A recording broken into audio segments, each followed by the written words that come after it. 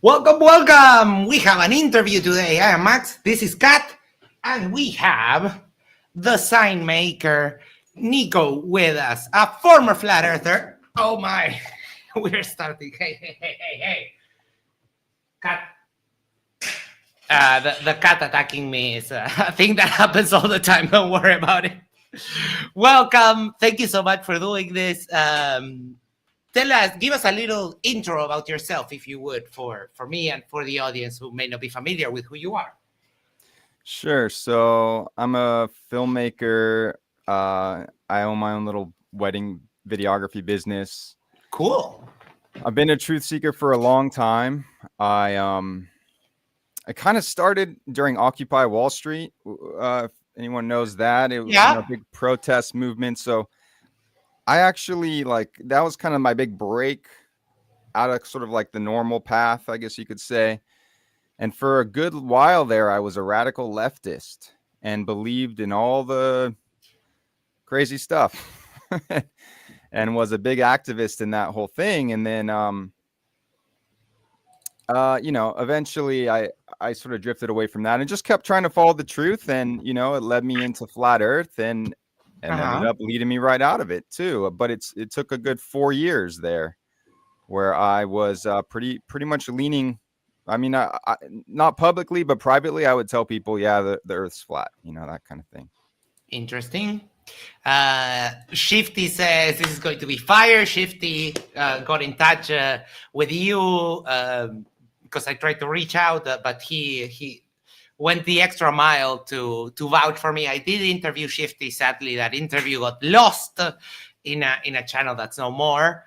But Shifty, special thanks. And we have some people, Septepi, we have Roger, Catherine, David, and a bunch of friends coming over.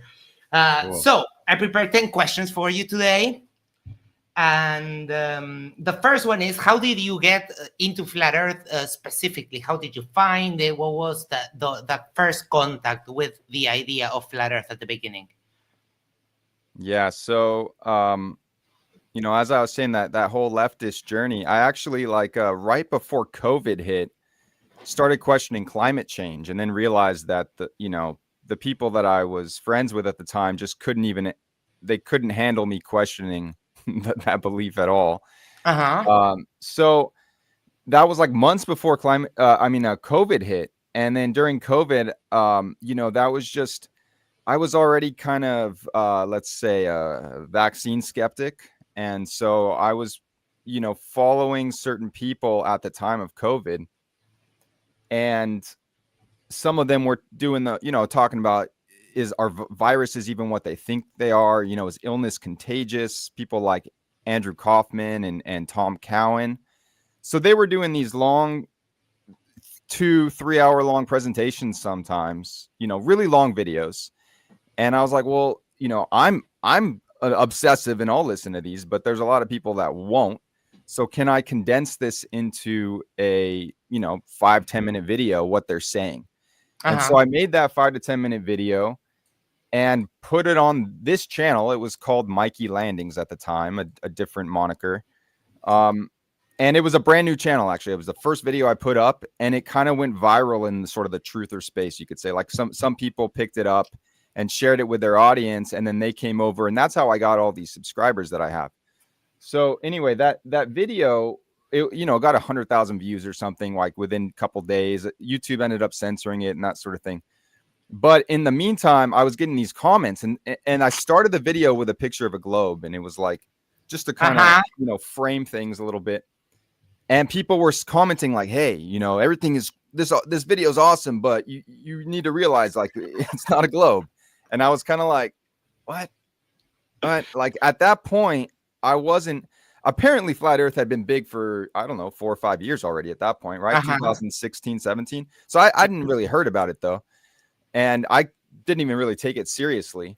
But I looked into it just because, I've had a lot of other ideas flip on me. So who knows? And I looked into it, and I wasn't very convinced at first. It was too much debunking stuff. And I was like, I don't know. Maybe we didn't go to the moon. I don't know about this flat earth stuff. And I put it away for about a year.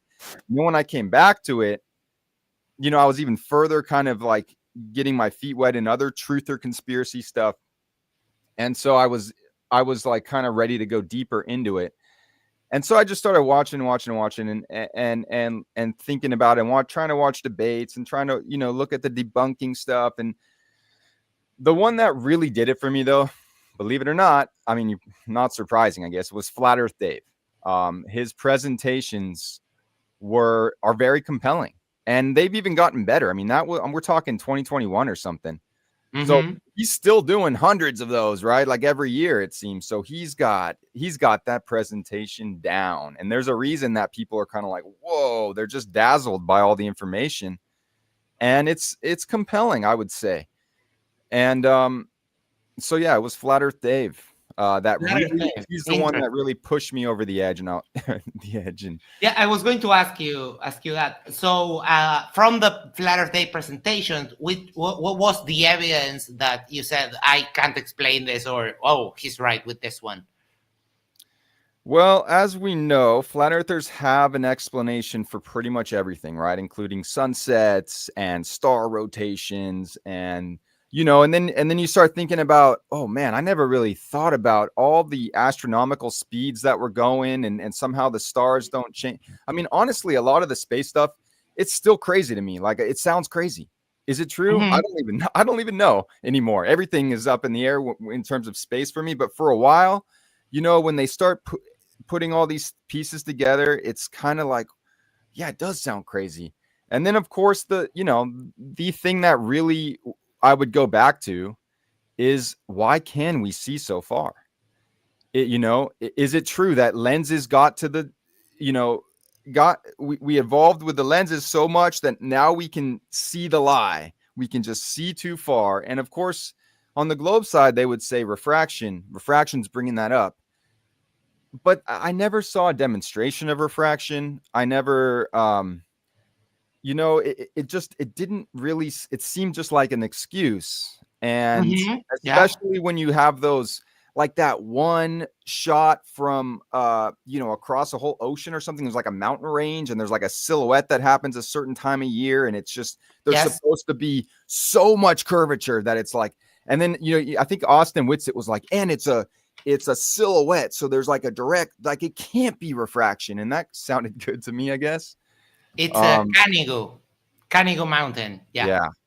So that was really, and when I would tell people, I'm like, look, there's a lot of things, you go back and forth on in the debate, but at the end of the day, we can see too far. And that's not really sufficiently explained.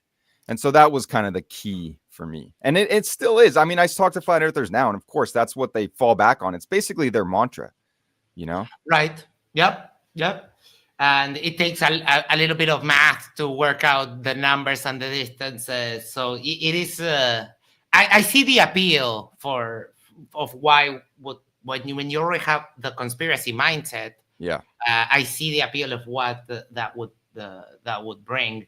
So, which was the straw that broke the camel's back in your deconversion from flat Earth?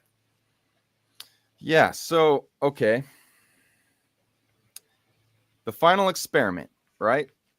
That obviously flipped Jaron, and also, exposed a lot of flat earthers as just being absolutely nuts. You could say a little bit. Yeah. So that was a whole thing, obviously, but me personally, to be honest, did not do it for me, because there's these explanations. Well, you've got Joe Hanvey, right, who's making his little models with the dome, and maybe there's some sort of reflection happening or something like that. Then you have, I don't know how much you know about this, Max, but this guy, Tomb of Illumination. Yes.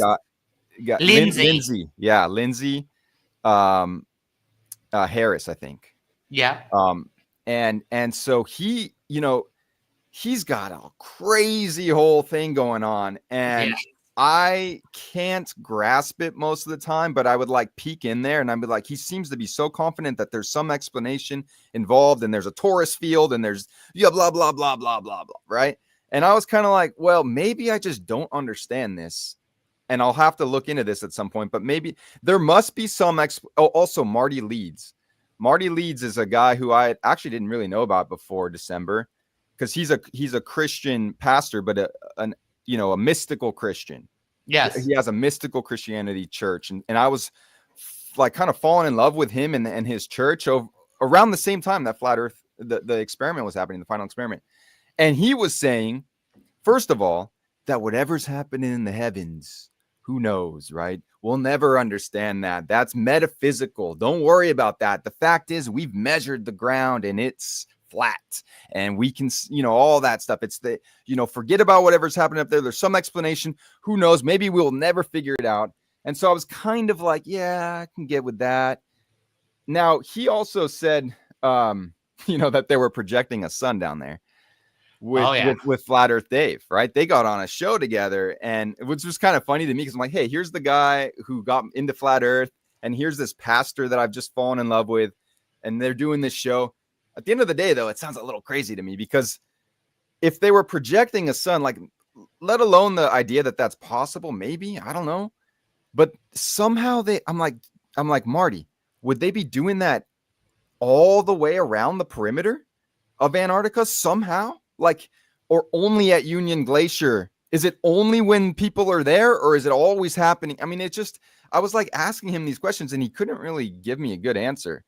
And, but anyway, the thing is, though, that flipped Jaron. And I'm somebody, like I said, I've come back and forth on certain positions. And whenever you have somebody who has gone on into some kind of extreme belief or whatever controversial belief and then flipped back, you should always listen to that person very carefully, because there may be something that you're missing. And that's how I feel about especially stuff like all the trans stuff, the gender ideology stuff. Mm-hmm. Like, when I was in the left and like trying to bring up like the problems with that, the implications of that ideology, I'd be like, hey, have you listened to some of the like detransitioned people? Because people have been trans and then come back, and they're like, and then they have their own story, and there's some important pieces to learn from there. And so anyway, I personally, like, I didn't actually listen to Jaron too much, I have to admit, for a while. And right. a lot of people like Marty Leeds and stuff, they would just say he's either compromised, or he's just not spiritually strong enough, and is just, he saw the sun and everything else goes out the window for him. What about all the other stuff about space? And by the way, Max, one of the things that really frustrates me at this point, why the hell are we debating like everything about space in the same debate? Like, let's just stick with the shape first. Can we like figure out the shape first? Like, to bring in NASA and space travel and even spinning and stuff, like, maybe that's, I don't know. I just know that like for the globe proof that I'm about to get to, like, it doesn't require any of that stuff. You know what I mean? And when I approach as a debater, I've approached the flat Earth debates, I always start with the measuring of the ground. It's the method of the reciprocal zenith angles, and you can measure the ground and it's curved. The plumb lines are not parallel. Peeps in the audience, get ready with those questions for the end, for the Q&A. Tag me, or you can always send a super chat. We already have a couple of those in. So changing a little bit the focus now for just a moment. Go ahead. Yeah. Sorry. Oh, no. Go. Were you going to say something? Yes, I haven't finished my thoughts, so I will finish. All right. Finish it up. Right. Sorry. No, it's all good, Max. Go ahead. Whatever you're going to do. How do you feel now that you're no longer a flat earther? Oh, okay. You are going to move on. Let me just finish what I was going to say. Wrap it up and we can move on after. So, I didn't listen to Jaron for a while, but then just a couple weeks ago, he had a show that was specifically devoted to Flat Earth Dave, kind of debunking his previous friend, right? Yes. So I was like, oh, that'll be interesting, because that's the guy that got me into Flat Earth. So let's see what he has to say. And then as I'm watching that show, he brings up one video where you got Melodome, who's another ex-Flat Earther, who has a little model of a globe and like is showing that, hey, look, the camera can't see those little thumbtacks back there. But then he puts in this thing that's acting as a lens.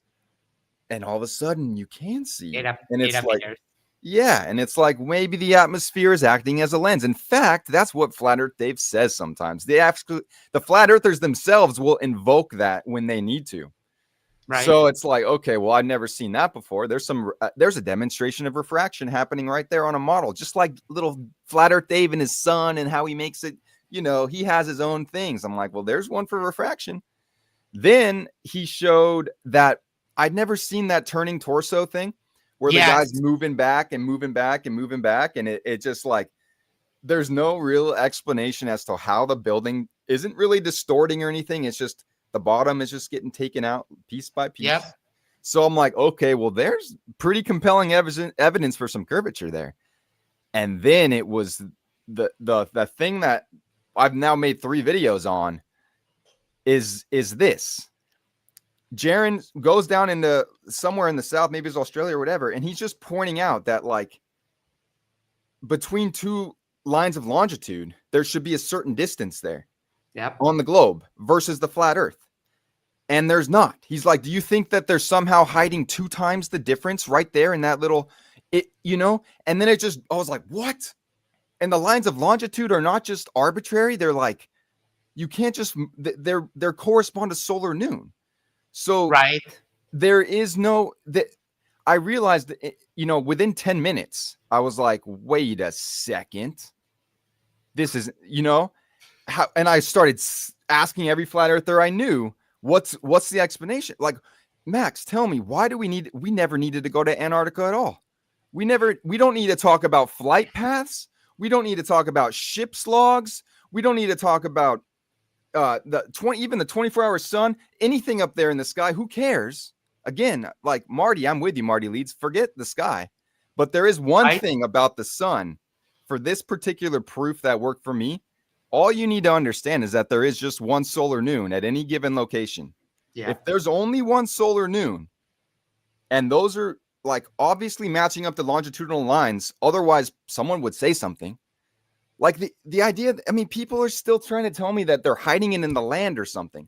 I'm like, no, there's every arc of that longitudinal line. There should be a distance there. Those are 2 solar noons. You can't be hiding it somewhere over here. All you need to do is verify 1 little degree of that circle. Is it what it says on the globe, or is it twice as much? Which is what it would have to be on a flat Earth once you get down to like Sydney, Australia, over twice as much. Are you like, what is Steve Faulkner scam art? Going into bases in Antarctica, looking at I'm like, dude, all this populated countries everywhere, all we would have to do is disprove that they're converging anywhere, one spot. And there's no evidence that I'm like, has anyone ever disputed a solar noon, a longitudinal line? Like, has anybody ever disputed like a specific distance anywhere? Not that I know of. I am from the South here, and it is baffling. Sorry, it is baffling to see that there are actual flat earthers in Australia or here down in South America, where I live, in Brazil. Brazil is a big hub for evangelical flat earthers. But it would mean that 100 kilometers in the south is not 100 kilometers. But you get in your car and you drive and you go 100 kilometers west or east, and it's 100 kilometers. There's no difference. Yeah, Max, it's ridiculous. It's so ridiculous. And all I'm trying to do at this point is get flat earthers to admit that. And they can't. They start wigging out. I'm like, just agree with me that every degree, like every distance between every degree would have to be wrong in the Southern Hemisphere. Even in the North they would too, but in the Southern Hemisphere is when things get crazy different, right? So yeah, exactly. Like you could drive an hour and that either the solar noon is like 4 minutes different, which apparently is pretty easy to figure out, or it's 8 minutes different, and like, which one is it? End of story. Do that one time and you would pretty much know, oh yeah, they are converging or they're not. And come on, flat earthers. Are we trying to say everybody living in those lands haven't figured out that there's some, it's honestly silly. And to me, I'm like, I don't understand how there's hours and hours and hours of debates on all kinds of stuff. Like just pin flat earthers down on this one point. I promise you they have no answer. They'll start talking about maps being projections and they all have anomaly. Every projection of the map still has the curves of longitude and latitude. They correspond to the same point on the land. It's not like that stuff changes. You're just looking at it differently. Even the flat earth map itself can be useful if you understand the legend of how to read the AE map, right? Yep. I mean, it's just absolutely nuts to me how simple that proof is and how ridiculous. Like, I want every flat earther to know you have to be claiming that every single distance in the entire southern hemisphere between every longitudinal line at every latitude is wrong. Fuck Antarctica. Don't worry about it. Go prove it anywhere else where there's tons of people that you can go down to Brazil and hang out with Max and he'll show you.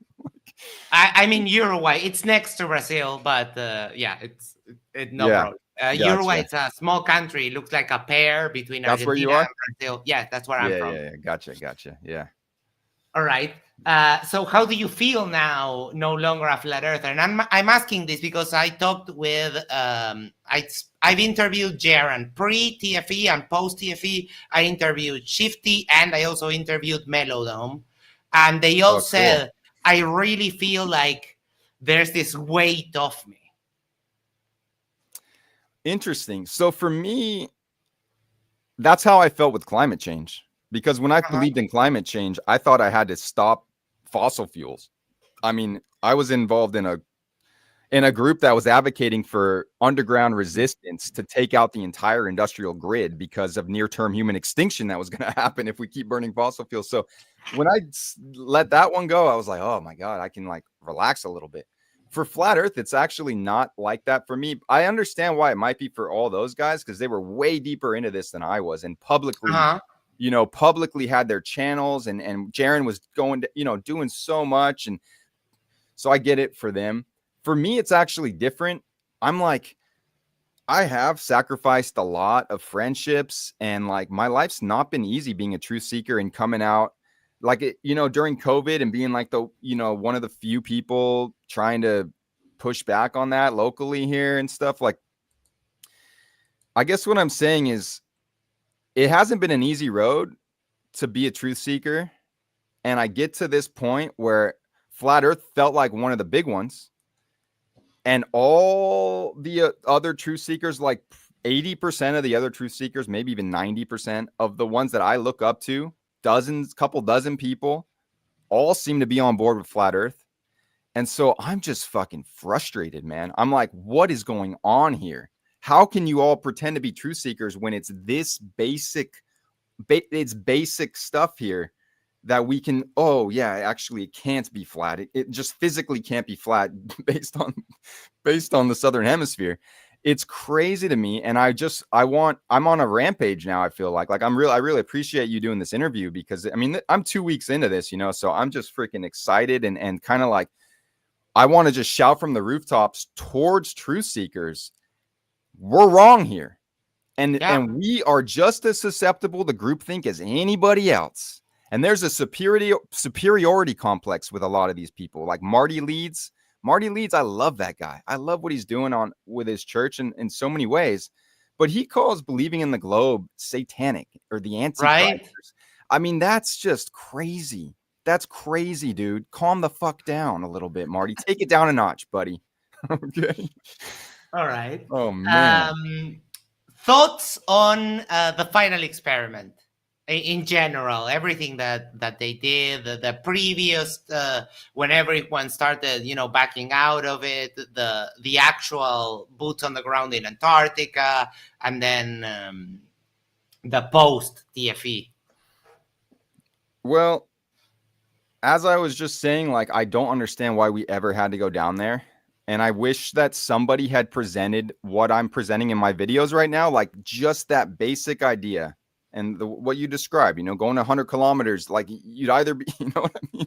Yeah. So on some level, I'm like, why did that ever need to happen? But it did. And I think my only thought on it was how it exposed in particular just how religious people are on this idea where they'll start claiming that it was all fake and a green screen or whatever they're trying to claim. I mean, that was absurd what they were saying. And just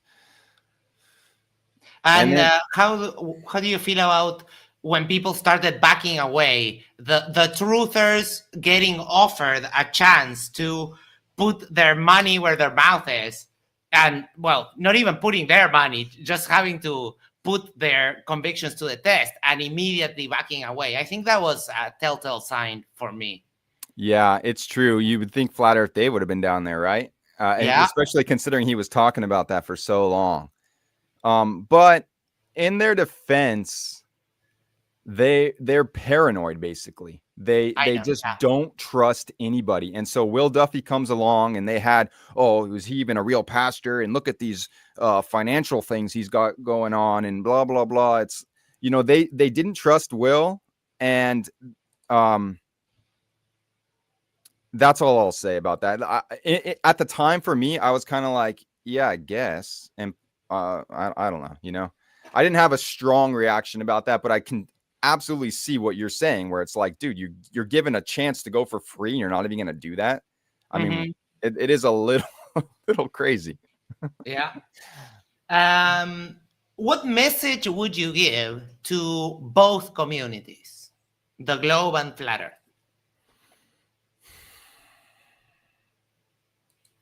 To Flat Earthers, I would say, forget about space, forget about NASA, forget about even spinning, forget about all that stuff, and just focus on establishing, is the Earth like the shape of the Earth? Because regardless of whether it is flat or a sphere, if there's one light source making a circle, we should be able to figure out what shape it is, right? If it's making one solar noon across, like one way or the other, it's going to be, we're going to be able to figure that out. You know what I mean? We're smart enough to do that. And so I would say, stop trying to debate everything and just focus on that first. That should be established. And and the same thing for the globe side. Like I really did listen to so many globers and watch so many debates and stuff. And I'm like, why? I don't understand why they didn't hammer people on the point that I'm making in my video. Like, I honestly, Max, if I had understood this point 4 years ago, I never would have been a flat earther. And so that's what I'm so adamant about too, is like, I know there's truth seekers coming up behind me, younger people come, who's, oh man, this is a lie. This is a lie. This is a lie. This is a lie. And they're primed for the flat earth. And I want to step in and be like, hey, whoa. Before you go into flat earth, you need to understand this concept in the Southern Hemisphere, because they're going to try and dazzle you with flight paths and ship's logs and Antarctica. We can't go there. And 24-hour suns, is a projection, or it's a mirror. It's a torus field. All that stuff is going to overwhelm and confuse you. But there's one thing they won't talk about, Max, and they won't. I'm trying to get people to just admit to me, if you want your flat earth, your little security blanket or whatever it is for you, keep it. But just admit to me that you're saying that every degree is wrong. And down there in Australia by over 2 times. As long as you admit that, we're cool. Because I don't know who in their right mind is going to believe that nonsense, Yeah, and plan a vacation to the southern hemisphere. Come check it for yourself. Rent a car, drive 100 kilometers, get your GPS, and you will see. I think for the big ones, or for the people that are really dug up in, what TFE did was to, open a kink, and how, for example, a fish tank. If you have a fish tank and the glass cracks, then that allows everything to come pouring. Yeah. Because I had talked with people like, dude, I've said the thing about the South, not in any formal debate, but on Discord and so on. Yeah. But they just don't believe it. And it's like, you're telling me that I'm 100 kilometers is not 100 kilometers. That couldn't be. Because I pay for the gas, and I spend 100 kilometers of gas. It's very far-fetched, that, yes. Yeah. And for the globe, I'm sorry, no, we covered that. Is there anything positive that you would consider about the flat Earth community overall? Well, it's very rare that I come across a flat earther or even someone flat earth curious in my day-to-day life, but I just happened to recently, actually, like 2 days ago. And I had to admit that on some level, just me being the conspiracy mindset, I guess, or whatever, knowing what I think I know about so many other deceptions, I like honor that. I'm like, I honor that you're able to go against what you've been taught and programmed to believe, Yeah. and put yourself out there to get ridiculed and mocked. Like, there is a certain amount of courage that is required for that. And so I honor that. I've also heard people like Melodome and Jaren, maybe, who, specifically Melodome, who's now doing observations on the sunspots and stuff like that. And Oh yeah. so for some people, this has invited them to take a more hands-on approach to science, really, and as it relates to the cosmology and stuff like that. So I would say that's positive. But all in all, it's a fucking waste of time. And there's lots more important things we should be discussing and exposing, in my opinion. Like things that actually are real. And not only that, but that actually have implications in your day-to-day life. Like nutrition is upside down. I mean, the medical system, I mean, so many things that actually, like, if you learn the truth on some of those things, you can apply it to your life and it changes. Whether or not flat earth was real, like, it still didn't really change your life at all. I mean, some people Right. would say that it was like, oh, it brought me to the creator, and I kind of said that too, I think. But it's a lot. It's not just the flat earth that does that. Anyway. Mm-hmm. Now we get potentially to a little bit of the nasty part, of the nasty stories. What have some of the reactions of the flat Earth people to your change been? Oh man, that's the hardest part, man. That's the hardest part for me because, again, I feel like I'm a genuine truth seeker where if you bring me the goods, I don't care what position we're talking about, like, I'm willing to change, even reverse course. Mm-hmm. And I thought that's the kind of people that I looked up to on these channels, pushing the flat earth. And it's just not the case. The first person I brought this up with was Marty Leeds, because I had actually been in private conversation with him for a couple weeks. Like, we were becoming friends, basically. Uh-huh. And so I brought it up to him, and he basically said, I no longer have any trust for you, and then blocked me and then kicked me out of his church, which I had paid to join. Oh. So, I mean, look, he has it as one of the, the tenets of his church. Like, these are the beliefs that we believe, and if you don't believe them, then leave. So I get that. I mean, it's not like I'm complaining about being kicked out of the church, but it's because we had a personal relationship where I'm like, at the very least, couldn't you give me a response to what I brought up? Because it's like, dude, Marty, I was 4 years a flat earther. Like, I know the whole story. I'm not just some, you know what I mean? Like, this is a damning proof for the flat earth, this globe thing, that I've never heard any flat earthers talk about this. And in fact, I know they're super confused because they'll start, the fact that we're talking about flight paths and stuff like that. It's just ridiculous. Right. Or hundreds of year old ship captains logs and stuff. Right. So anyway, that was like the worst of it, but it just kept going on because I was like, well, maybe Marty's, he's gotten religious about this. There's no way all the truth seekers that I look up to are going to act like that. But I went to Amanda Vollmer. I went to Jake the Asshole. I went to, Alex Zek. I went to this other, the woman who, the Keystone woman on Telegram who's into kind of like Santos Bonacci and the Lindsay Harris and that sort of thing. I looked up to her on some level, and she pointed me to Stephen Faulkner's. I reached out to him. I mean, literally anybody I can think of. And I haven't gotten anybody to even really, like Amanda Vollmer, like at least gave me a response about, maps being projections and that kind of a thing. And I try to keep,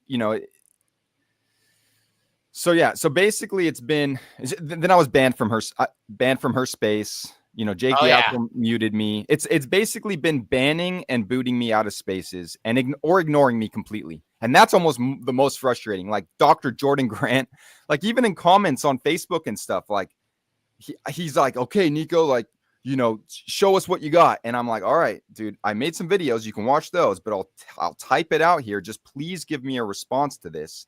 I was respectful.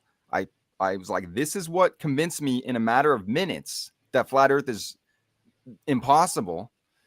What do you have to say? He didn't even respond.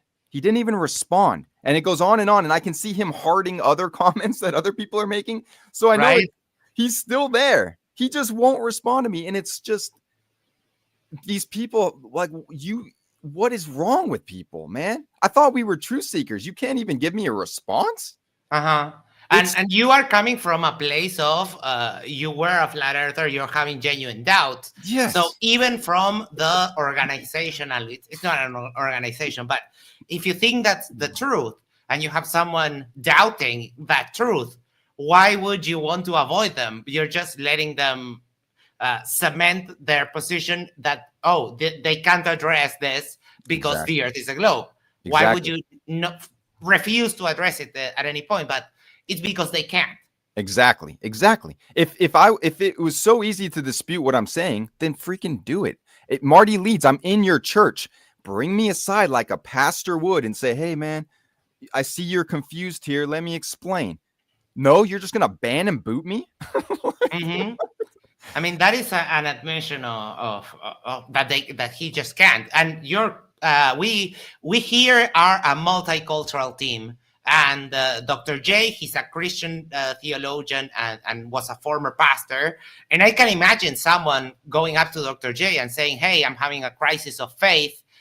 Do you think that Dr. J would just tell them, oh, no, go away, you don't belong in this church anymore? No, that's the opposite of what they would do. Yeah, exactly. It's a leadership thing. Like, I wish we had better leaders. And honestly, the leadership is sorely lacking in the truther community is what I'm realizing. Because the thing is, Max, this flat earth thing, about a month before it, I got involved in a program that was supposedly helping kids see through blindfolds. Have you heard about that one? No.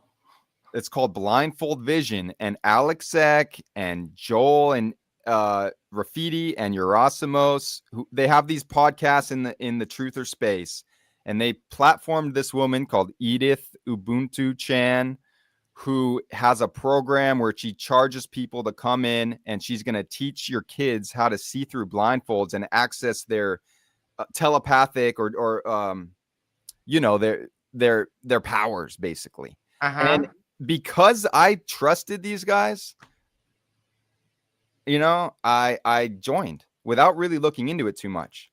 And the blindfolds are special blindfolds where you can keep your eyes open. They're like meditation mindfolds or something, or blindfolds. But the thing is, there's a piece of foam that keeps it off of your face. And if you're really careful, like, you can basically start to see through the foam depending on the angle. And with kids, I think it's the shape of their face or something. Like, as soon as they put it on and relax, they're seeing these little pinholes open up, and that's supposed to be your third eye opening, basically. And your extrasensory abilities to see through stuff. And anyway, I within minutes on that one, I was like, hey guys, you can see through the foam here at the nose. That's what all the kids are saying. The kids tell the parents this, by the way. They say, hey, we can see. And the parents are instructed to tell them, oh, no, you think it's you can't powers. See. Yeah, you think you can't. You're just confused, honey. You're actually seeing through the blindfold. It's impossible to see through the blindfold. And I was like, hey, everybody, you can see through the foam. You can see through the foam. And you know what they said? They just attacked me. Mhm. It was crazy. I think it was Melodome, because we talked about Melodome and Shifty had found Flat Earth as they were starting their recovery from addictions and so on. So they kind of swapped. They were in a vulnerable space and swapped the substance addictions for the truther kind of addiction and that kind of thing. And I think it was Melodon that told me, right now I feel like Flat Earth is sort of a street gang because I dare to question, and now I'm getting beat up, kind of like it would happen in a real street gang. You question the gang, you get pounded into submission, and it is sad because, like, let's say for example, Shifty, our friend, goes back to Flat Earth. I would not ostracize him. I would try to figure out what changed in his mind, and basically what we were talking about, Marty, that not let someone just get lost because they changed their mind. Try to understand, and I think that's why I kind of like the interviews to get a peek at the mind of former Flat Earthers, and that's valuable for. Not just for me, for anyone who might find it. But yeah, it's a perfect analogy, I think, that one. What would you say to someone right now who is on the fence and looking to Flat Earth for answers? I would say watch my videos because, again, to me, it's like within 5 or 10 minutes, if you fully comprehend what I'm saying, I don't think anyone would step into Flat Earth because there's no way it would be wrong all across the Southern Hemisphere like that. It's just ridiculous to think that. And that's why Flat Earthers, no matter how hard I try, they won't admit it, even though it has to be the case if it's flat. So anyway, I would say that. I would say be very careful. Like, put aside like Simon Dan or Professor Dave, these kind of people. Put aside that you might disagree with them on 10 other things for a moment and just see what they have to say about this particular issue. Don't just write them off because you think that all science is wrong or whatever, or you're skeptical of any scientific consensus, because that's kind of, you talk about being in a vulnerable space. Well, that's where I feel like a lot of us are vulnerable. Everyone is at this point with COVID and like, obviously things are just so crazy in our world where we're all just struggling to make sense of what the hell's going on. But I would say, like, I feel like I have a proof that doesn't, because they're going to try and confuse you about space and dazzle you with all this sort of stuff and try and get you to, well, don't, whatever's happening up there. By the way, like, think about this, Max. This is when they say stuff like, hey, the heavens are metaphysical and it's based on your perspective, and so you can't trust anything. Like, I would think about a rainbow, because a rainbow, it's kind of like that. You can never get to the bottom of the rainbow. It is based on your perspective, but you can get to the bottom of the solar noon. That is a specific spot. Oh yeah. So that's like that's the key difference. You can actually get to the pot of gold when it comes to the sun. It's called solar noon. Okay. Yeah. Or for example, like today is the equinox. You can make a shadow measurement and you can wait until December in the solstice and make another one. It will take some time, but you can do these things to basically prove the shape of the earth to yourself. No one else involved, no one else needed. You can just do it yourself on your own. And I think that is something great that Jaron says. It would have they can't lie to you about something that you can just go and check at any random time for yourself without telling anyone. It can't happen. It's such a big thing. It would have to be that everything, like literally everything, is a lie. And it doesn't track. That's a good point. And it reminds me of another concept, which is do some of your own thinking. Don't just drown yourself in flat earth content. Yeah. Even if you think, hey, I'm listening to both sides because I'm watching debates and stuff, it doesn't really matter. You need to do some of your own thinking, because if I had realized what I'm describing in these videos, like, I should have been able to figure that out myself. You know what I mean? Like, Yeah. it didn't actually require crazy scientific knowledge to understand that, okay, the longitudinal lines match up to physical places on the land. They correspond to solar noon.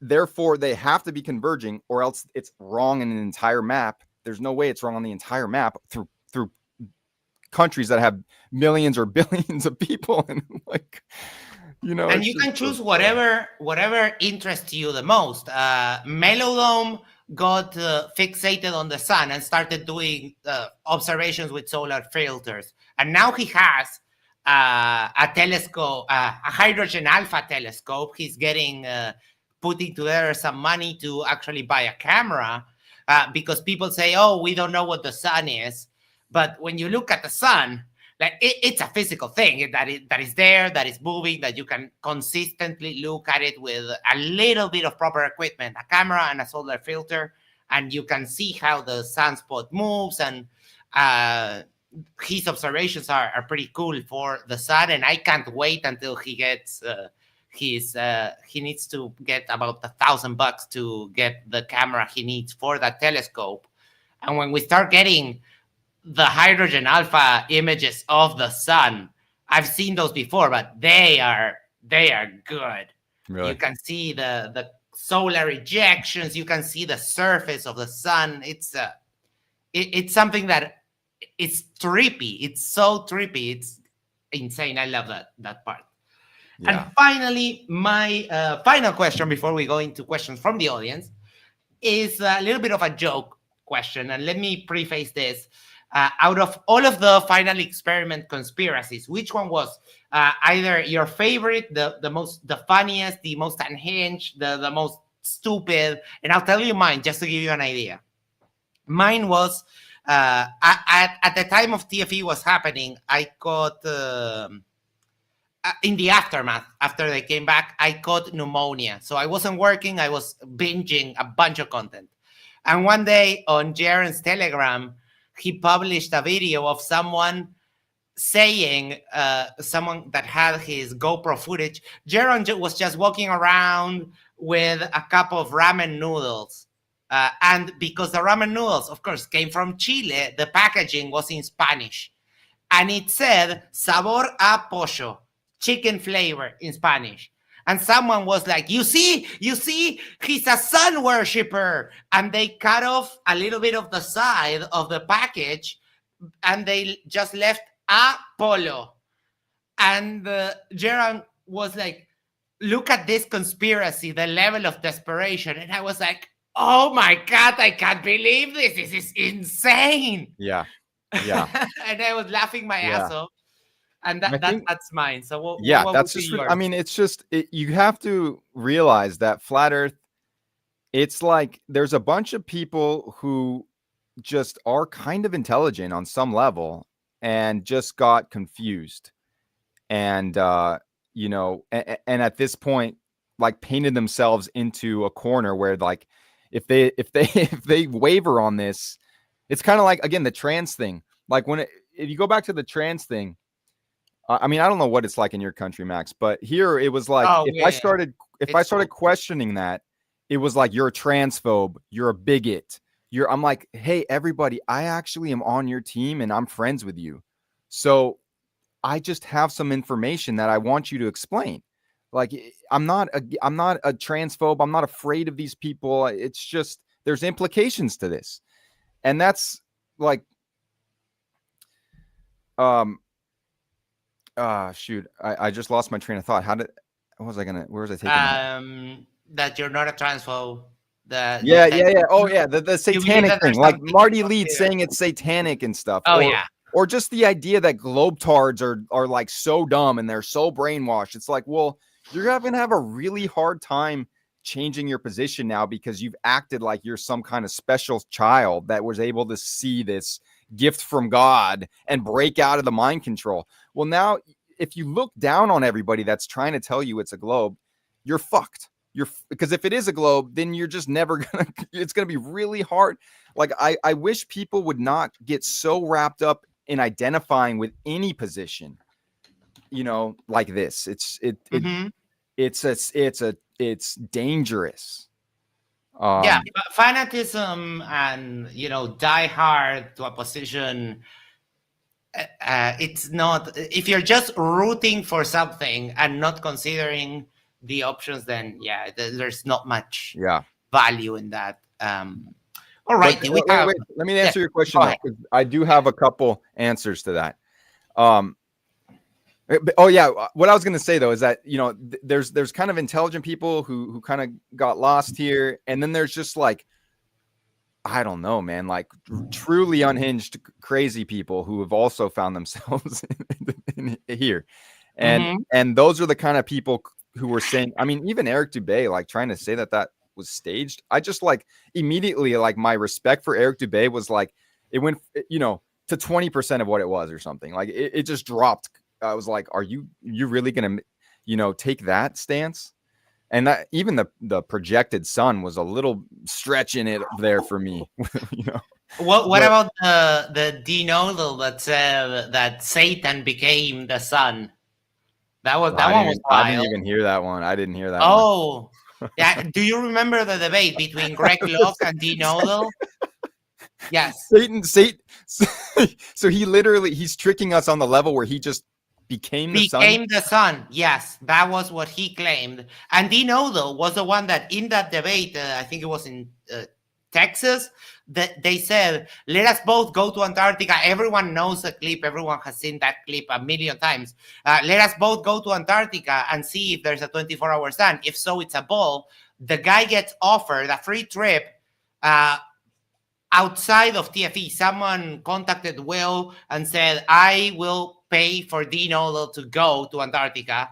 And denodal started, no, Will Duffy's a demon. These people are... And then when the footage comes, 25 hours, real-time video of the sun just doing a gigantic lap in the sky, then says, literally, Satan became the sun and was up there because Satan is the light bringer and so on. And I'm an atheist. I've been an atheist my whole life. But okay. I love the religious discussion. It's a topic I just find fascinating.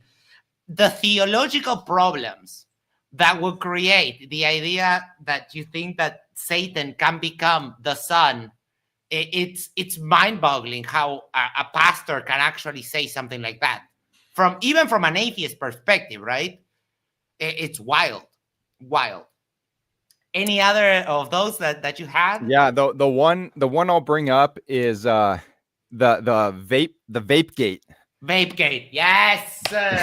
Shout out to my pal, my best friend. With it, love you, buddy.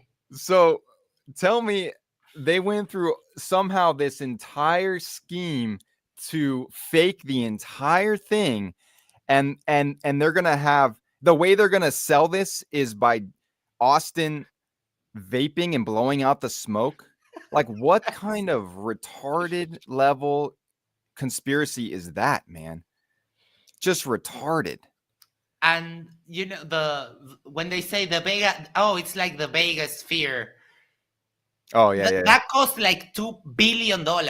And also they went to the trouble of setting up a studio in Antarctica. Couldn't they just put an AC so that it was actually cold and they would actually blow the breath would show up all the time? Exactly. It's like it's a giant conspiracy, but they forgot a crucial detail that unraveled the whole thing. Thank God he brought that vape. Right?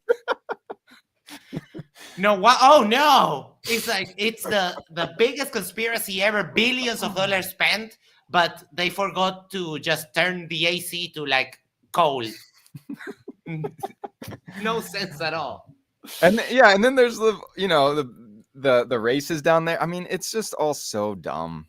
Like, obviously there are people that go down there and they see the 24-hour sun. So that's what I was I was like, Marty Leeds. So you're telling me that they've been faking the sun for like decades then in that spot somehow? I mean, it's just when I started questioning him on these things, he didn't even really have good answers, which I'm like, you're going publicly saying that they're projecting the sun down there. Wouldn't you have like thought it through a little bit? Mm-hmm. You know? Yep. All right, moving on to our audience questions. Get those in and tag me. So, I have a question for the Signmaker. During the pandemic, many people explored new ideas. What did initially draw you to that particular video, and not a video about Area 51 or other topics instead? I don't know what that person means. Do they mean that, like, why did I pick the video that I made? Like, why did I? No. Why go into flat Earth over other types of conspiracies that were flying at the same time? Well,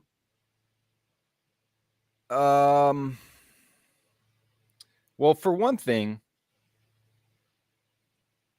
it's so profound. I mean, you know, the freaking shape of the Earth and the whole cosmology could be upside down. So there's a level of like, hey, if you're a truth seeker, like that's a pretty juicy truth, right? Okay. So there's that. There's also, again, like, you know, I don't know what Andrew Kaufman thinks about flat Earth, but I know that there were times when I would like reach out to people privately. Like there were times when I was like in contact with some of these people, you know, and I would be like, hey man, I've been looking into this flat Earth thing, and it's sort of compelling, like, but I'm not sure about it. Like, what do you think? And he didn't give me an answer, but he redirected me back to Eric Dubay, and that to me was like enough for me to go, oh, I think he must believe it then, because why else would you just share a documentary with Eric Dubay? You know, 200 proofs of the globe or flat Earth. You know, so I would say that it was also, I was being pointed there to flat Earth along the way, because again, as soon as I'm like, wait, it's not just vaccines, it's the entire concept of illness that might be upside down.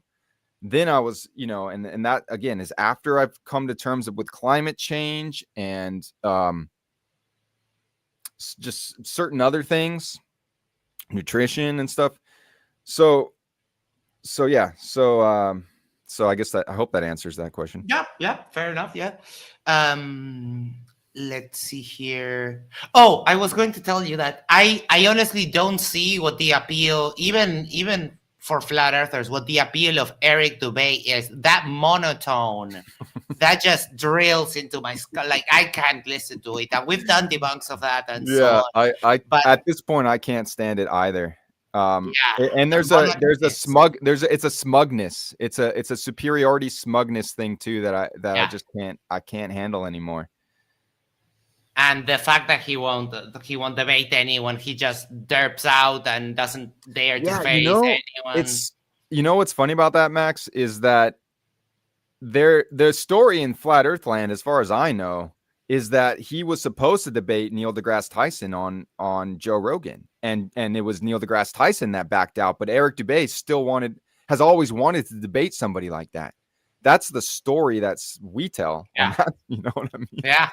But I absolutely can see why he would never want to engage in an actual debate, because he'd be subject to true critical like points like the one that I'm bringing up. Like, oh yeah, and you know, and I know I go back to that one, and I know everybody might have their own key and whatever, but I'm telling you, it's a really really good one, because it doesn't require anything about, you don't have to get into, well, can we see too far or not?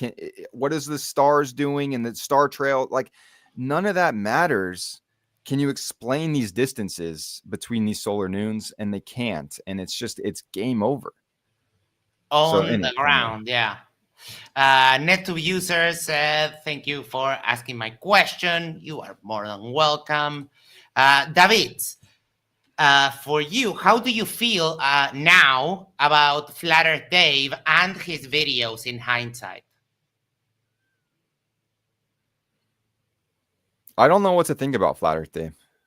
He kind of seems like a genuine guy, But I'll tell you, and this goes across the board, but I'll stick with Flat Earth Dave. I mean, like I said, I was basically a flat earther for 4 years, right? But I wasn't making content. I wasn't pushing it. I wasn't making presentation. If I had done that, sooner or later, I would have come across information like the one that I found that Jaron pointed out to me, or even a few of those, you know? And so there's no way that Flat Earth Dave has come this far and not been presented with credible evidence that we live on a globe. So it makes me like, I don't know what to think about him. Is he actually genuine and just super close-minded on this, where he's just somehow has been able to deflect all of that stuff? Or is Flat Earth some kind of psyop where there's a couple characters at the top who are sort of fanning the flames of this, ridiculous,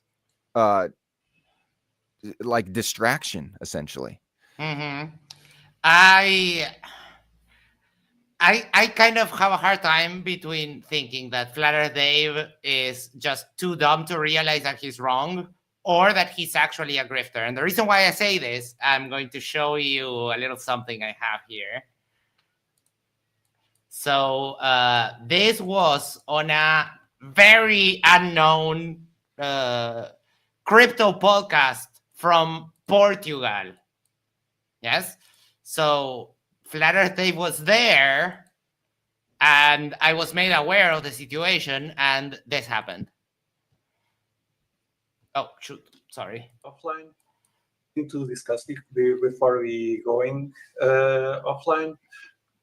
We have a guy that wants to debunk Flat Earth Dave about the round, the Flat Earth. Do you guys want him to join? I'm not interested in talking to any of these trolls. I never talk to them. They're a waste. They're a waste of energy. You can talk to them all you want. You should talk to them. You guys.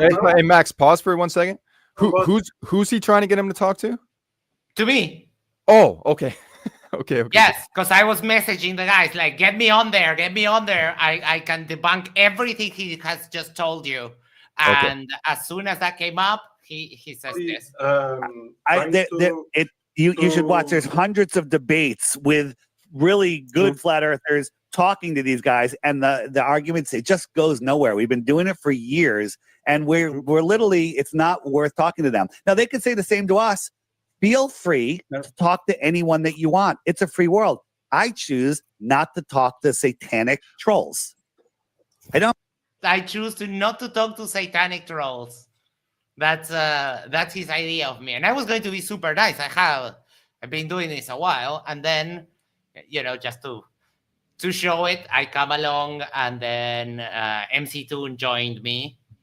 But yeah, like the second he got challenged on this, he literally ran away. Yeah. I want to bring up one point, because you said grift, and it's true. He's obviously has his app, and I don't know how much money he earns from that, but it must be significant with the amount of people on it.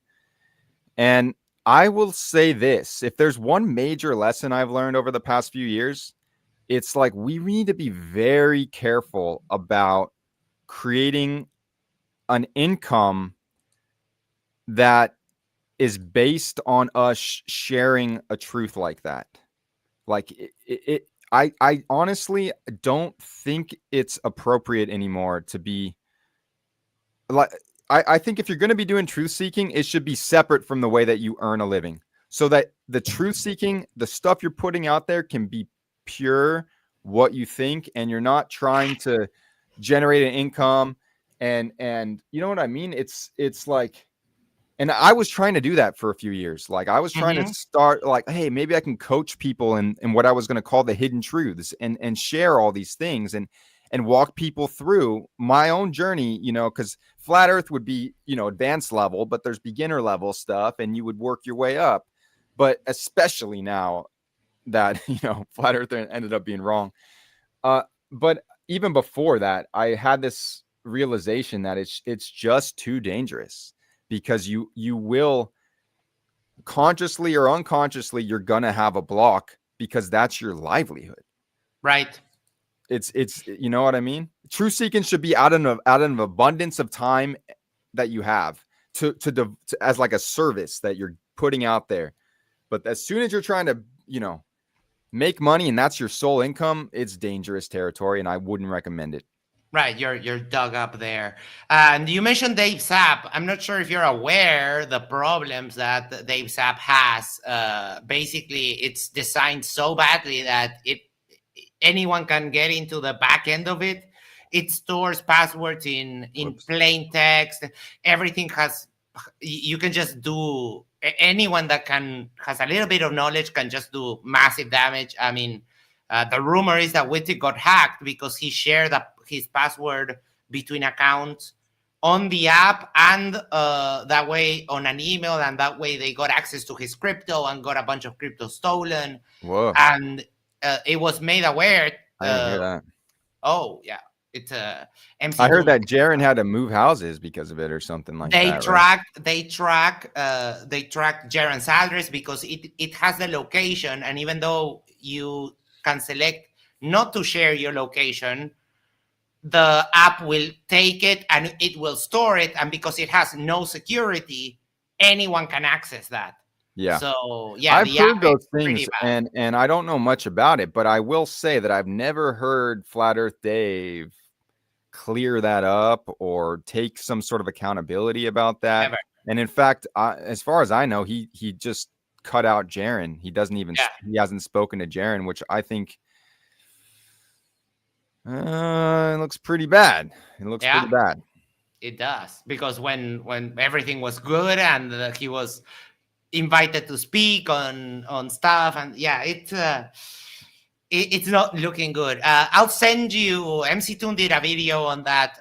I'll send that to you if you want to check it out, because honestly, if you have used Dave's app, I would suggest you launch it in a public place like a mall, so that it records that as your last location, and then delete it and never use it again, because it's a high security risk. Like, no joke. I'm not just trying to bash on Dave.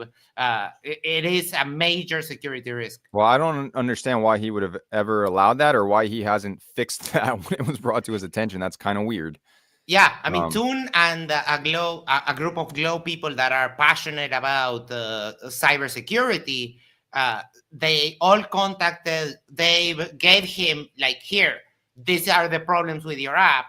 And he's been saying since October last year, he's been saying updates are coming. But the only thing he does is change the URLs for the public services that the app has, because he thinks that will deter hackers. And it's like, Dave, no, they can just scan and get the new URLs. You need to implement actual cybersecurity practices. This is bad.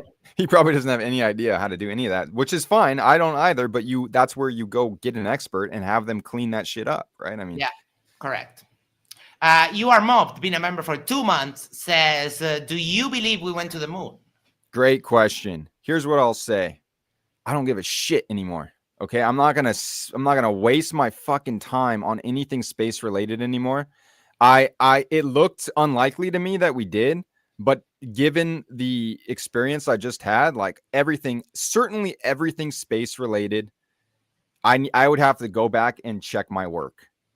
And I would say that, like, I didn't think we went to the moon, obviously, but at this point it's up in the air for me, and I'm not going to probably like go study that and try and figure it out, because it just doesn't seem to be that important.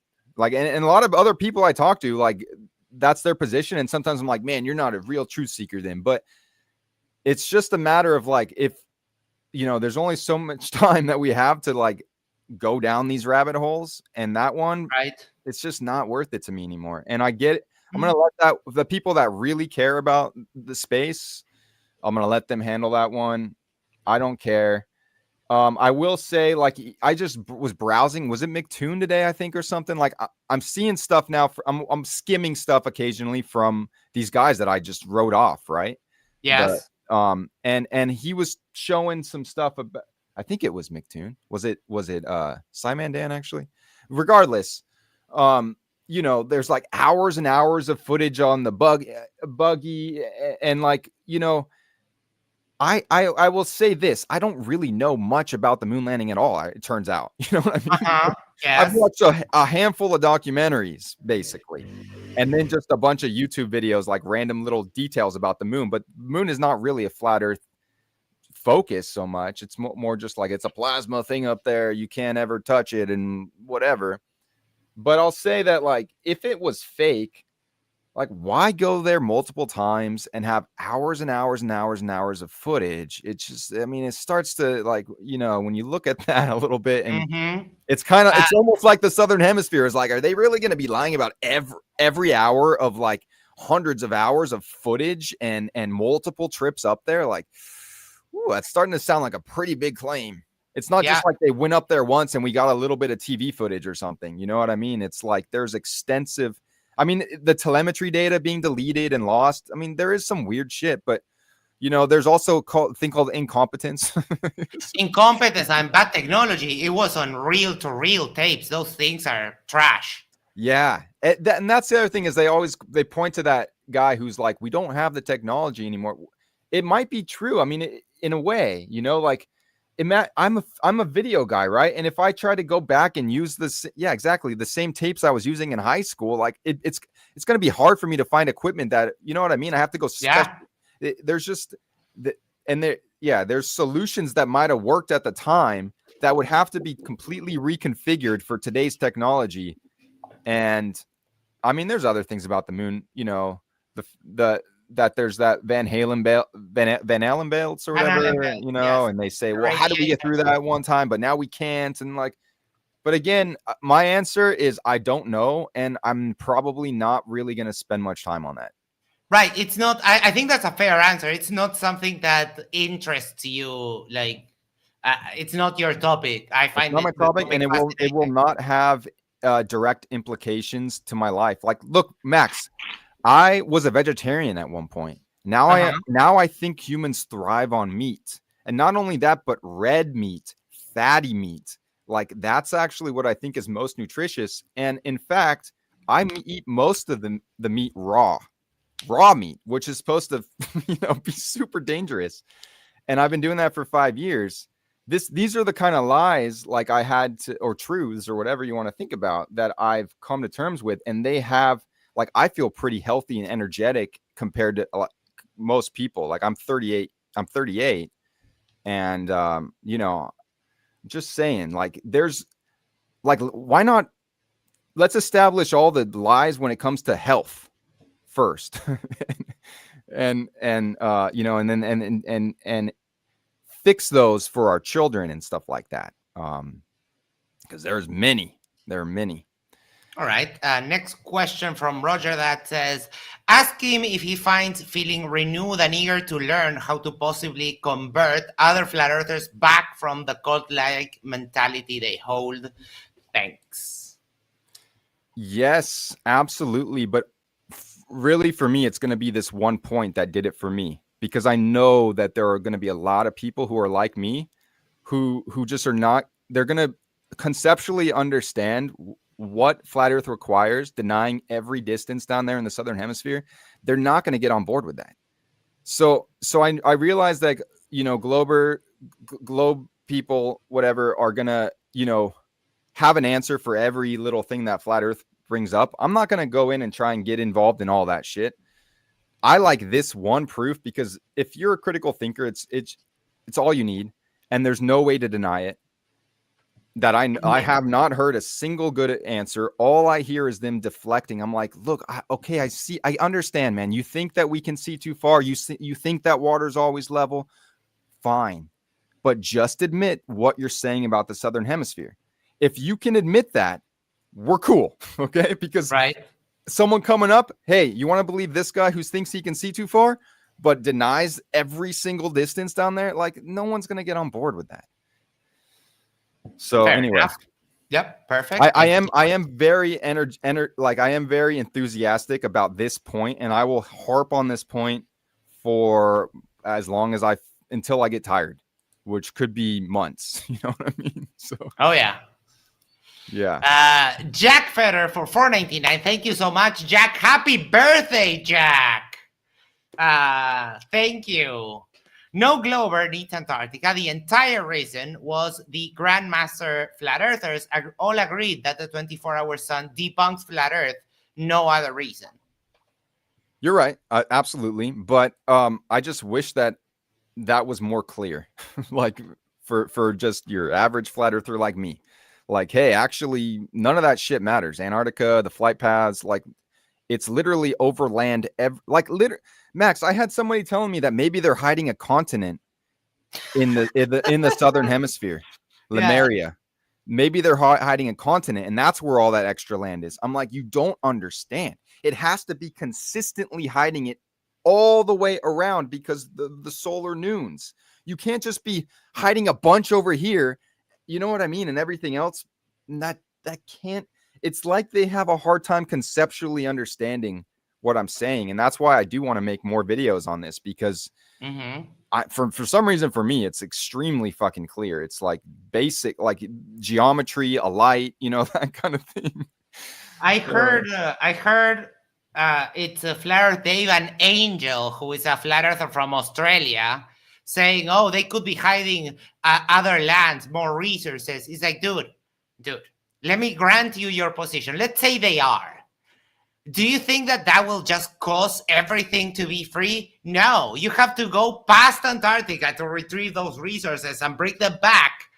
That will cost money, and it will be easier to just get the stuff that we have here. It won't. It's such a silly argument. The idea that, oh, everything would be better because there are infinite resources past Antarctica. Like, no. Max, that's a good point. And can I riff off of that a little bit? Yeah, go. Okay, so here's another thing I want to bring up. Okay, because again, Marty Leeds talking about how, God made the flat earth and all these things. First of all, Marty Leeds thinks that believing in a literal interpretation of the Bible is ridiculous.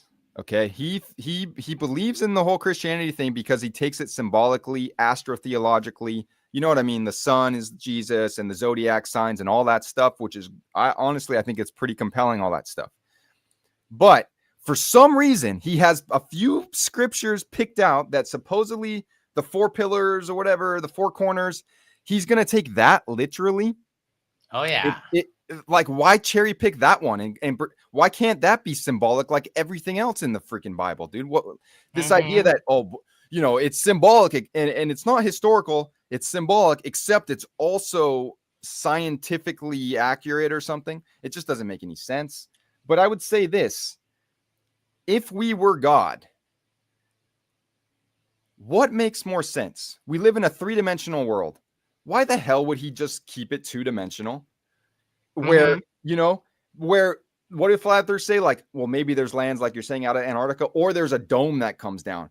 If I was God, would I want a flat plane and then there's a dome I have to trap them in where they're going to go, if we were allowed access into Antarctica, we would travel and then run up against a glass fucking dome or something? Right. Or would I create a world that's so big where it does feel flat? It's not like any ancient civilization is going to go, hey, it's round. We're going to maybe the Greeks figured it out at some point, but most cosmologies were flat because that's what it kind of seems like. But it actually is a sphere. Like, what's a more divine creation? I know you're not a God guy, but I'm just I've thought about this so much. Yeah. And I would think that putting myself in the shoes of a believer for one time, you have a God that created a desk, like basically a prison planet, a prison thing that we are trapped in, knowing that the human spirit or the human nature would be that if we are trapped here, we would want to get out. Humans don't like being incarcerated. Or this ever-expanding universe that has fantastical things like quasars and black holes and galaxies and things that if you look in the sky, they are magnificently beautiful. I would want that God. I wouldn't want the prisoner God. I would want the God that created something so majestic that when you look at it, your jaw literally drops. Exactly. And Marty Leeds will talk about like how everything's about in the Bible is about rebirth and renewal and like these cyclical things. Well, what's more cyclical than a freaking sphere where if you were to just keep going east, what's going to happen? You're going to end up right where you started. It's divine. It's literally, it's like beautifully awesome. Instead, you have a flat plane with a, like you said, you're trapped. Not only that, Max, but like imagine you're on one side of that. Like there'd be so much extra ocean down there. Like it's just inefficient. It's inefficient. Like, no, I like the idea of this recursiveness that you never end. You can keep going and traveling, and you always you could change and keep going and keep going. Yeah, I think that is. I don't understand why people are so attracted to the idea of being in like a giant prison. My freedom spirit, and I don't believe in spirits, but I mean it in the metaphorical sense. I wouldn't want anything like that. Mike Gurney, given now that you see Marty Leeds about flat Earth, do you think you can take any of the other things seriously? And I would like to point out that he and Dave were saying that stars are souls of some kind. That was very weird. I don't remember much about that particular thing you just said, but in terms of that question, I will say that I think we need to be very careful because I have like a dozen conspiracies I could talk about, right? Mm-hmm. This one, I admit that I was dead wrong on this one, but I don't really know that I'm wrong on any of the others. I might be, but Marty might be wrong in this one, and it's big, and he's being a fool about it. But he might be right about, what Christianity was meant to be, which is not that like there was literally this person who died and rose again, but that it's all about what's happening in the stars. Mm-hmm. And what else does he believe? I mean, a bunch of other stuff. I guess he has made documentaries on a lot of different things. I would say that, like, look, I definitely am not going to take everything he says as gospel anymore. Oh yeah, that lifts a veil. Yeah, if you will. And it's not just Marty. Like I said, all of these people who I looked up to, thinking that they're a little further along the truth journey than I am, I have to now realize that like I can't assume that anyone's further along. Like, you know what I mean? We can all get trapped no matter how far along we think we are. And maybe we're really, really wrong. And maybe I'm wrong on a bunch of these things. It's possible. But yeah, the point is like I'm not gonna look up to anybody like that anymore. Yeah, so. that is something to keep in mind. Look, we have Melodome, former flat earther. We have Shifty, former flat earther, and we have you here on stage. That is lovely. Thank you so much. Next question from Basil Problems. What is your position on quantum mechanics? What is this question, Basil? And how would you evaluate claims that quantum mechanics is true? I'm sorry, Basil. Just he's like that. He's weird. Okay, yeah. Basil, I don't have anything to say about that. That's beyond my pay grade. Well, what I was thinking is that as a filmographer, I think you would be kind of specially qualified to actually evaluate some of the moon landing footage. I don't know if you saw that. I'm sorry. Jaren and Dave McKeegan, Dave McKeegan is a chill, cool dude. They've been doing they did a little series of Jaren reevaluating the moon landings, which I mean, it's not an interest of yours, but for some people it is. But yeah, Basil, why do you have to bring quantum mechanics? What does it have to do with the show we're talking right now? Jim Daniels, during your journey as a flat earther, were you under the impression that all pictures and videos of Earth were fake or CGI? Did you blindly believe that?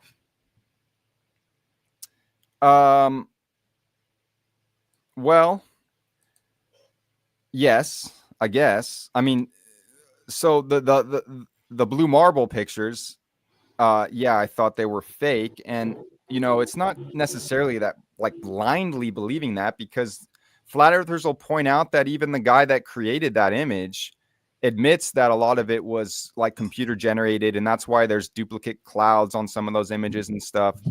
And supposedly, like, there's very few photos that even NASA claims are actual photos. I don't know if that's true. But then, all the footage we see, like video footage, doesn't even necessarily have to be fake. It could just be, the balloons up there. Like before I believed in satellites, like, well, the answer for satellites is the whole satelloons or whatever. Satelloons, yes. Yeah. So that they could be getting footage from those. So yeah. So I wouldn't necessarily say it was like a blind belief. But yes, I thought they were mostly fake, except for the footage itself, which could have been done from balloons, right? High altitude balloons. I would say that the idea that like, hey, flat earthers, are you retarded? There's photos of the globe. Like, that's not going to work for any of them. Like that they do think it's all fake, right? So. Right. But let me show you something real quick. Something one of our friends in the debunking community did, the Drunk Debunk show. And I mean, I love space. I like space. I like astronomy. I think it's a great thing. But flat earthers don't like telescopes. And this is Mike and our friend Red Rhetoric. They went out, did a live stream, and I'll show you a picture right after, because the video is a little bit grainy, but the pictures are pristine. So they filmed an eclipse in Saturn. So we have here the one of Saturn's moon called Titan, and Titan is casting a shadow on Saturn. And then throughout the night, they did like a 5-hour live stream. Throughout the night, you see the moon and the shadow move along.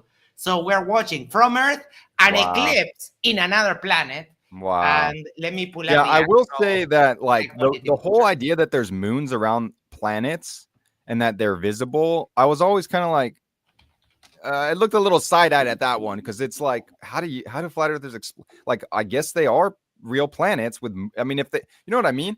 Because our moon is not supposed to be, we're not a sphere, it's not circling us, but then you look out and they appear to be spheres and they have little dots circling them. Like, I don't even know what the flat earth explanation for the moons are, to be honest. On Saturn, I mean, or something like that. Here we see it he did a time lapse of stacked pictures, and you can clearly see how it moves.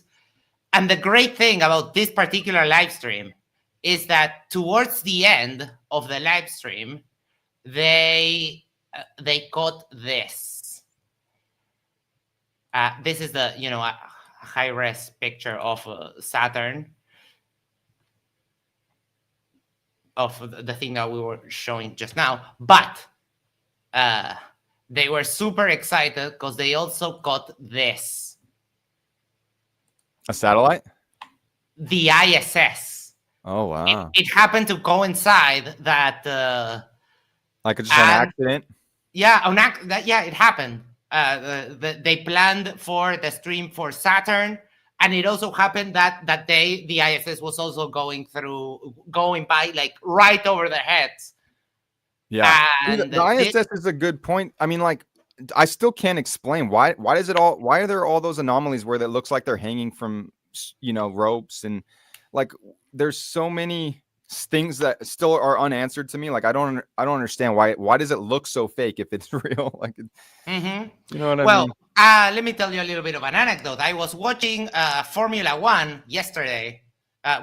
Sunday. Yesterday, I was watching Formula One from Azerbaijan, and with a car doing 300 kilometers per hour, they were having the same kind of glitches in the video on Earth that they have in the ISS that is going 17,000 miles per hour. So it's not it's video artifacts. Yeah, gotcha. And the ropes, they're always, pulling them from the hair. It's wild. But reevaluating them, going to look at the evidence now with a fresh mindset, not just dismissing it outright. Yeah.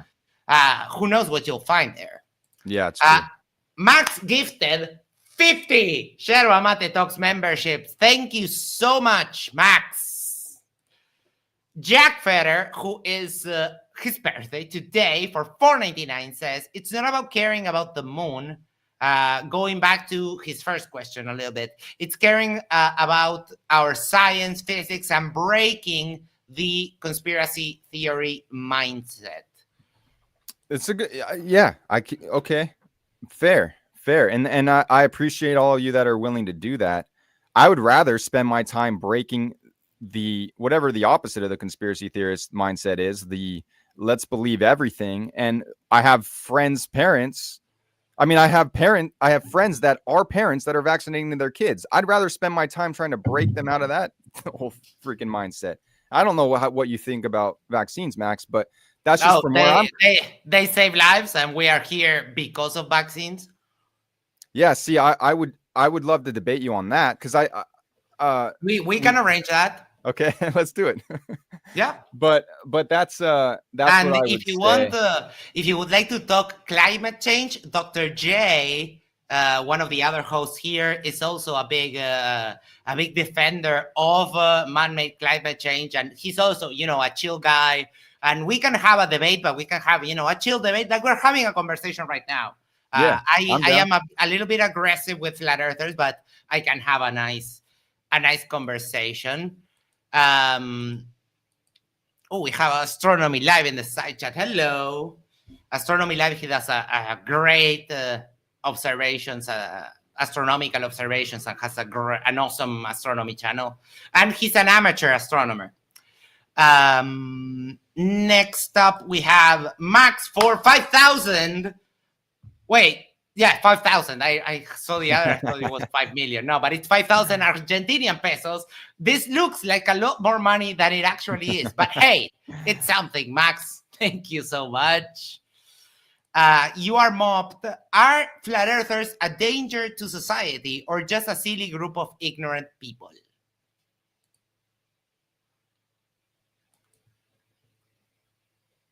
Tough question.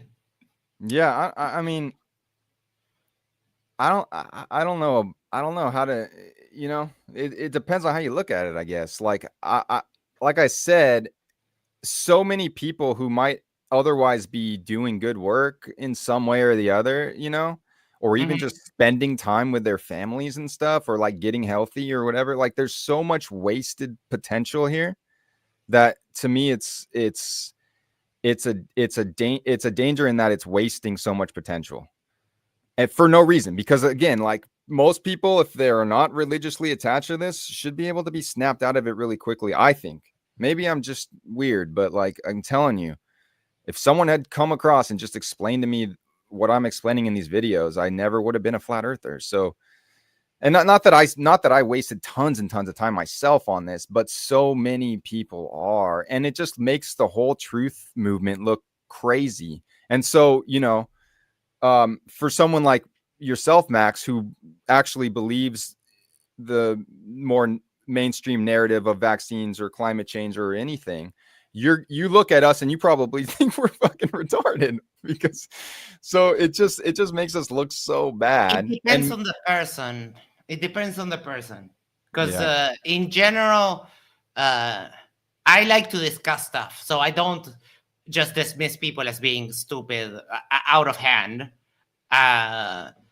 But I don't think you're stupid. I think you might have fallen down some rabbit holes, but like you have shown, at least with the flat earth, that you're willing to change your mind, and with what you told me before, that you're willing to change your mind. So, for example, I'm thinking that if we had our debate, or maybe not even a debate, a discussion Yeah. about vaccines in particular.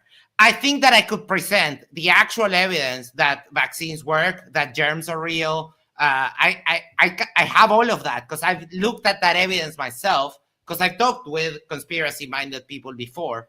So I think that word is good. So I wouldn't consider you retarded or anything like that. Just misguided would be a more apropos word to describe that. But we can arrange that, and we'll have a chat. I'll present some evidence. I'll hear your objections, and we can talk about the chemistry, the biochemistry, the biology of it. We can talk about it, no problem. Jim Daniels, for $10, during your journey as a flat earther, were you under? Oh no, sorry. We got that one. We read that one. Jack Ferrer for $1.99. Stop spending money on your birthday, dude. What are you doing? It's his birthday and he's gifting us money. It's funny. There are thousands of photos from space. Tens of thousands. That is. If so, what the hell are flat earthers even talking about then? I don't know, man. Because they dismiss them out of hand. They just dismiss them. Because if it comes from NASA, it's fake.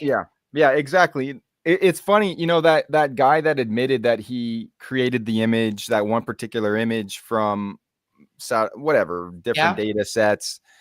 It's funny how many times I've seen flat earthers reference that one thing, and it's like, so that's the end of the story, I guess, huh? All of them are fake. Maybe that is also a ridiculously bold claim. Yeah, but you know that I usually make them squirm when I bring up people who have sent balloons up, people who have sent amateur rockets up, and you can clearly see the curve of the Earth. That's what I use. I have never brought up NASA or any space agency. I refer to the measurements of the ground. I refer to amateurs just doing balloons and rockets, and that's about it. And I think that's all we need. But they get dug up in their belief, and they won't budge. Like I had a debate with Roger Letwell. He's not all there in the mind. He thinks he knows everything, and I brought up how to measure the ground, that something that surveyors do, and his whole objection was like, "Oh, you're presupposing the radius." And I showed, like, dude, look at the math. The math is right. The guy made a video on YouTube where he goes with his little copybook, has all the notes there, shows you all the math. There is no radius. That is a direct measurement. And I couldn't get through to him. And I was nice. I was calm. I didn't insult him. Then I brought up the Suez Canal and some canals in that region of the world that they have to measure the curve between the points, right? Really? and he, use that stuff, man. Flat earthers try and use that stuff to their credit, right? Yeah. And I got the engineering documents from like the 1880s, and it was no good. As soon as I told him, I'm going to show you this from this place, he was like, "Oh yeah, I was on their website today." Like, Roger, stop lying to me. Come on. Evo producer for $9.99. Thank you so much. There was a 1972 blue marble, which was taken on one of the Apollo missions on a film camera. Also, the modern blue marble is a composite image, not CGI, just stitch. Yeah, okay, cool. Gotcha. And I have one more, and we'll let you go. Your mob says, "Do you believe in physics?" I don't think that interests you too much, right? Well, technically that said psychics, right? Didn't it? Did I miss? Oh, no. Yeah, you're correct. Psychics. Did they mean physics though? Or, Chris, did you mean psychics or physics? Why don't we do both, just so we cover our bases? Okay. Do I believe in physics? Yes. All right. Do I believe in psychics? Yes. Actually, although I don't think it's just like I mean, in that blindfold vision thing I was telling you about, like they were trying to pretend like they can activate every single kid in their program to see through a blindfold. So I don't believe that, but it does appear like maybe there's a handful of people that have some special way to tap into something, you know, beyond what we normally would consider, you know, our All right. abilities. All right. Well, let me give you a moment to give some final thoughts. We'll keep in touch, and we can arrange that conversation. We can talk about, you know, vaccines and illness. I think I can convince you that you're wrong on that one. I'm sorry, but we can definitely do that in a, you know, a chill setting. No confrontation, not attacking each other. Just talk and present evidence and have a discussion. I'm more than willing to do that if you are. Yeah, I would love that actually. I you know, because pretty much every deception that I think I figured out, like I've asked people to, you know, explain things to me, and the hard thing is that your average person just is so checked out of things. Like they don't do the independent thinking at all, really. So to find someone on the other side of these things that's willing to engage would be fun for me. And I don't think you're going to convince the illness being contagious thing. I'm less 100% on that. That's more like kind of to be determined. There's definitely a lot of things there that don't. I mean, I definitely lean that way, but the vaccine thing, I feel pretty confident in. So anyway. You are mobbed, Chris. A friend of mine also has kind of an interview channel. Would like to put him in contact with you. Would you be okay with that? That's all good. Yeah. Mm-hmm. Awesome. I'll do that. Oh, we have a NetTube user for €5 on the buzzer. Flat Earth rejects reality and institution. Was the appeal truth, control, or comfort in rejecting complexity and authority? Thank you for being here. Wait, can you leave the question up for a second? Sometimes I'm like trying to. Okay, so was the appeal to truth? Was the appeal? Are those like the options? Like, was the appeal to truth? Yes. Was the appeal the truth, control, or comfort in rejecting complexity and authority?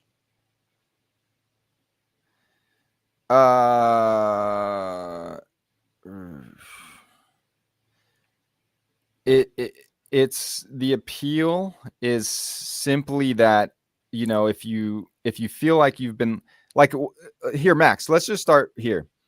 Do you think we've been lied to on any massive level on any of these conspiracies? Like, do you think 9/11 was real? Do you think, you know what I mean? Like the way that they told us it went down and all that? I mean, is there what's the biggest generally lie? Yes. What's the biggest lie that you think we've been told in our modern world? But the flat Earth is pretty big. No. I mean, some of the horrific stuff that governments have done in the past, for example, that have lied to us about it. Yes. For example, I remember there was some tainted Bayer medication that they offloaded into Africa. Like it was medication for hemophiliac people. And there was a batch that was tainted, and because of, you know, profit, they shipped it to Africa. Yeah. Cool. I was just curious. So for me, like I've said, like I feel like I've uncovered one thing after another. 9/11 kind of was, I guess, the gateway truth for me. And the idea that you can get addicted to the truth stuff, I believe that. Like maybe I'm just on, you know, some kind of crazy trip where I'm just like looking for the next hit of like conspiracy truth, you know. But it's honestly like I do carefully think these things through and really obsess about them on a level of like reading books and watching documentaries and really thinking things through. So if I've been lied to about 1, 2, 3, 4, 5, 6 things that are major deceptions, and I'm being lied to about the institutions, then the appeal here is this is just simply another one. And yeah, it's a profound big one, but it just fit right in.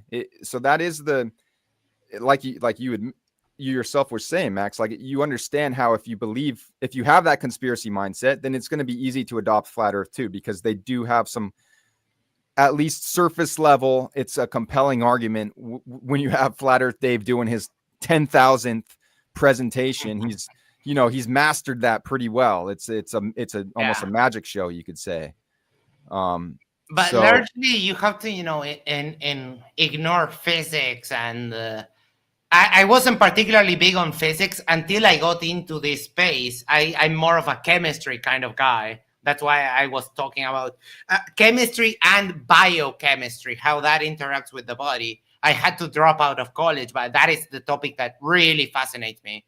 Mm-hmm. And that's why, I've done the research on vaccines and the immune system. That's why I'm willing to have that chat with you. Mm-hmm. But once you kind of have some of that knowledge, you can do the evaluations for yourself of okay, what does physics say? Is this true? Like I measured gravity in third year in high school with carts and a little inclined plane, and we were very close to the accepted value. So there are things which you can do for yourself without the authority of anyone, that I could repeat that experience. Like right now, I could go by to a supermarket, buy a Hot Wheels, and I could get very close to the result in my house alone without anyone watching, right? Yeah, although what they would probably say is, what you think you're measuring is really the electrostatic force, mm-hmm. in addition to density and buoyancy. It's like some combination of those things happening and whatever. But yeah, the problem is that I know the physics, so I can do the math. And we did the math. If gravity was electrostatics, it would take a cubic meter of lead 400 years to fall a kilometer. If you actually substitute gravity for electrostatics, it doesn't work. Interesting. It really doesn't work. Yeah. Interesting. But that is kind of along the wheelhouse of the stuff that I can do. I understand that different people have different preferences for the types of debunks that they are, let's say, susceptible, but in the good sense, that they are receptive to actually getting. Yeah. And that is a great way to acknowledge that. All right. I am so happy that you did this. I'll put you in contact with your mob. He's Chris. He's also a chill guy like me. You will go have an interview. Same. We're not looking for gotchas. We're looking to genuinely, hear your position, where you're coming from, and document this, because maybe someone on the fence finds it, and that's it. We can avoid someone from falling into this.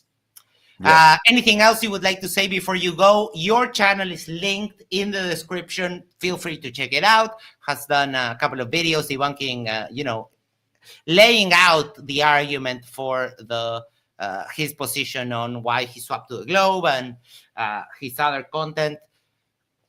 Take it away. Final thoughts. Promote something you have coming up, etc., etc. I appreciate you, Max, doing this. That's what it's about for me, is just helping people avoid this and just be able to see through it before they get dazzled by all the magic tricks. But yeah, I mean, I think at the end of the day, like, I'm pretty confident in a lot of other positions I have. So I wouldn't say that, like, I don't think that they all go, like, there's a lot of truthers out there who go, hey, the flat earth is a psyop purposely meant to make us look stupid so that nobody listens to the rest of the things that we actually say that are actual deceptions. Now, is that true or not? You obviously think it's not, but I think it is true. I think that a lot of these things are true deceptions, and I'm excited to have a conversation or two with you about some of those. Yeah. But that's just what I feel like maybe your audience is probably more aligned with what, you know, your perspective. And I would just put that out there that like, hey, I'm letting you know that the flat earth thing, like I did get dazzled on it, but some of these other things, like it's not that easy to just, to just figure out, oh, it's the southern hemisphere. It's like, it's not that.